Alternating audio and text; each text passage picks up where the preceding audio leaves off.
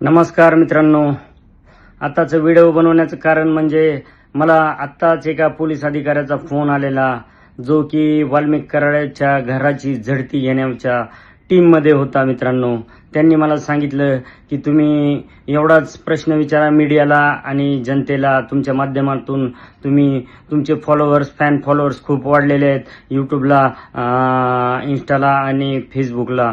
तर त्यांनी मला सांगितलं की झडतीमध्ये काही पेपर मिळाले होते, काही स्टॅम्प मिळाले होते वाल्मिक कराडच्या घरातून, आणि ते स्टॅम्प आणि ते पेपर, जे स्टॅम्प होते ते म्हणजे धनंजय मुंडे, काही सचिव, काही गृह खात्यातील जे कक्ष अधिकारी असतात असे स्टॅम्प होते. आणि मंत्रालय हे परळीतूनच चालायचं, एक मंत्रालय, मिनी मंत्रालय परळी बीड जिल्ह्यातून चालायचं. मित्रांनो, त्या मित्राचं नाव सांगणं उचित राहणार नाही, रेकॉर्डिंग ठेवलेली आहे. पहिलेच सांगितले मी, ज्यावेळेस मला गरज पडेल, मला प्रूफ द्यावं लागेल, त्यावेळेस मी हे सर्व प्रूफ देणार आहे.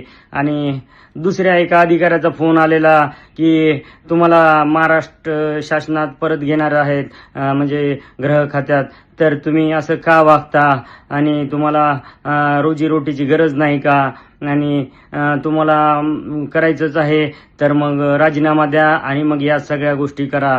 तर मित्रांनो, मला एवढंच सांगायचं आहे आपल्या माध्यमातून की नौकरी तो हम शौक से करते हैं, रोजी रोटी के लिए नहीं, और हम अपना इस्तीफा जेब में लिए घूमते हैं. हा तिरंगा पिक्चर मधला डायलॉग आहे, पण तो आता खऱ्यामध्ये सत्यामध्ये उतरत आहे. मित्रांनो, तर चला आता ही नवीन मागणी करा की वाल्मिक कराडच्या घराची झडती घेतल्यानंतर जे स्टॅम्प आणि जे पेपर भेटले महत्वाचे, काय कुठे कुठे भागीदारी आहे त्यांच्या, धनंजय मुंडे सोबत कोणकोणत्या कंपनीत, ते सर्व पुरावे सुद्धा मी प्राप्त करू शकतो. मित्रांनो, तुम्ही फक्त आवाज उठवा. जय हिंद, जय शिवराय, जय महाराष्ट्र.